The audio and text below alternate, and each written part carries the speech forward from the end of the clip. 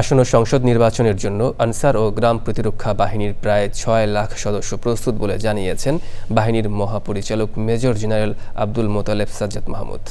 বিশেষ সাক্ষাৎকারে চ্যানেল আইকে তিনি বলেন, ইতিমধ্যে অধিকাংশ সদস্য নির্বাচনী দায়িত্ব পালনের জন্য প্রশিক্ষণ নিয়েছেন। নির্বাচনের তফসিল ঘোষণা হলে ২ থেকে ৩ দিনের সামগ্রিক প্রশিক্ষণ দেওয়া হবে বলেও জানান তিনি। এছাড়া বাহিনীর সাধারণ স্বেচ্ছাসেবক সদস্যদের আর্থসামাজিক উন্নয়নের জন্য ২১টি খাতে প্রশিক্ষণ দেওয়া হচ্ছে বলে জানান বাহিনীর মহাপরিচালক। শহীদুল্লাহ রাজুর রিপোর্ট।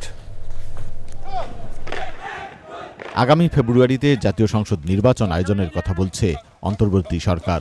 নির্বাচন কমিশন জানিয়েছে, এবার সংসদ নির্বাচনে সেনাবাহিনীর ১ লাখ, পুলিশের ১.৫ লাখ সদস্যের পাশাপাশি প্রায় ৬ লাখ আনসার সদস্য মোতায়েন থাকবে। নির্বাচনে সুষ্ঠুভাবে দায়িত্ব পালনের জন্য প্রশিক্ষণ নিচ্ছেন আনসার ও গ্রাম প্রতিরক্ষা বাহিনীর সদস্যরা। বাহিনীর মহাপরিচালক জানান, সর্বোচ্চ সতর্ক থেকে নির্বাচনী দায়িত্ব পালনের মৌলিক প্রশিক্ষণ নিয়েছেন অধিকাংশ আনসার সদস্য।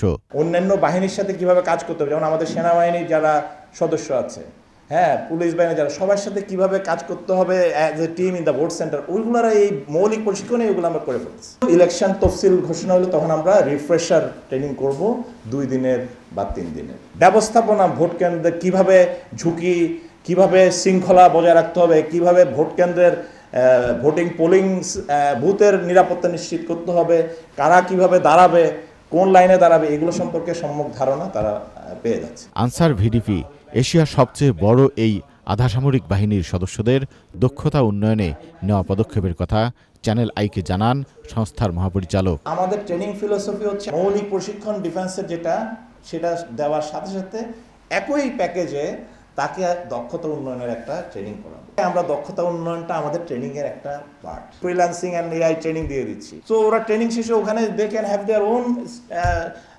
কম্পিউটার সেন্টার, যেখান থেকে সে ফ্রিল্যান্সিং করবে। আনসার বাহিনীর নারী সদস্যরাও নির্বাচনে অগ্রণী ভূমিকা পালন করবেন বলে জানান বাহিনীর প্রধান। Shahidullah Raju, channel I, Dhaka.